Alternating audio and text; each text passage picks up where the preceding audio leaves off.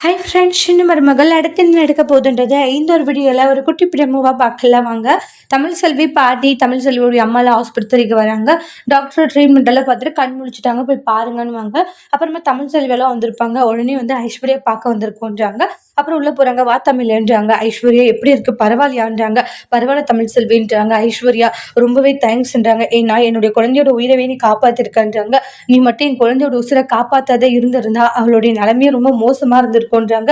சரியான நேரத்துல உன்னுடைய உயிரவே வந்து பணிய வச்சு நீ அவளுடைய உசிரை காப்பாத்திருக்கன்றாங்க. உனக்கு நான் எப்படி நன்றி சொல்றதுன்னு எனக்கு தெரியல ஐஸ்வர்யான்றாங்க. ரொம்ப ரொம்ப நன்றி அப்படின்ட்டுலாம் சொல்றாங்க. இருக்கட்டும் பரவாயில்ல தமிழ் செல்வின்றாங்க. அதை நான் என்னுடைய குழந்தையாவே பார்த்துட்டு இருக்கேன்றாங்க. மீனாட்சியும் எனக்கும் அழகரும் ரெண்டுமே ஒண்ணுதான்றாங்க.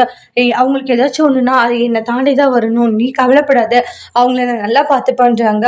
அவங்களுக்கு ஏதாச்சும் எதுவும் ஆக விட மாட்டேனால சொல்றாங்க. ஐஸ்வர்யாவை நினைச்சு ரொம்ப பெருமைப்படுறாங்க தமிழ் செல்வி. இந்த அளவுக்கு வந்து நல்லவங்களா இருக்காங்களே அப்படின்னு சொல்லிட்டு அவங்க நினைச்சு ரொம்ப பெருமைப்படுறாங்க. அதுக்கப்புறமா ஐஸ்வர்யா பார்த்துட்டு சரி நான் வரணுவாங்க. அப்புறம் மீனாட்சி தூக்கி கொஞ்சிறாங்க. மீனாட்சி உனக்கு ஒன்றும் இல்லை தானே தாங்கும் அப்படின்ட்டு சொல்றாங்க. இன்னைக்கு ஒரு நாள், நாளைக்கு மறுபடியும் எங்க கிட்ட நீ வந்துருவா அப்படின்ட்டு சொல்லி பேசிட்டு இருக்காங்க. மீனாட்சி இந்த மாதிரி 2 குழந்தைங்களும் மாற்றி மாற்றி தனித்தனியாக இருக்கிறது எனக்கு என்னவோ ரிஸ்கப்படுது, 2 குழந்தையும் நானே வச்சுக்கலான்னு முடிவில் இருக்கான்னு ராஜாங்கத்துக்கிட்ட சொல்றாங்க. இதை கேட்டு சேது ஷோக் ஆகுறாங்க ஹாஸ்பிட்டலே. அப்பா இருந்தாலும் சரியா வராதுன்றாங்க. எதுவாக இருந்தாலும் நாளைக்கு பஞ்சாயத்தில் பேசிக்கலான்னு தமிழ் செல்வி சொல்லிட்டு அழகரை மட்டும் தூக்கிட்டு போயிடுவாங்க. இதை கேட்டு அப்பா என்னப்பா லூசு மாதிரி பேசிட்டு இருக்கா, 2 குழந்தைய அவ பார்த்துக்கிறேன்னு சொல்றா, சரி நாளைக்கு பஞ்சாயத்துல பேசிக்கலாம் சேது, பொறுமையாப்பா, அப்படியெல்லாம் 2 குழந்தைய அவகிட்ட விட முடியாதுப்பா, 2 குழந்தையில ஏதாச்சும் ஒரு குழந்தையாச்சும் என்கிட்ட இருக்கணும்ப்பா, அதுதான் கரெக்டா வரும்.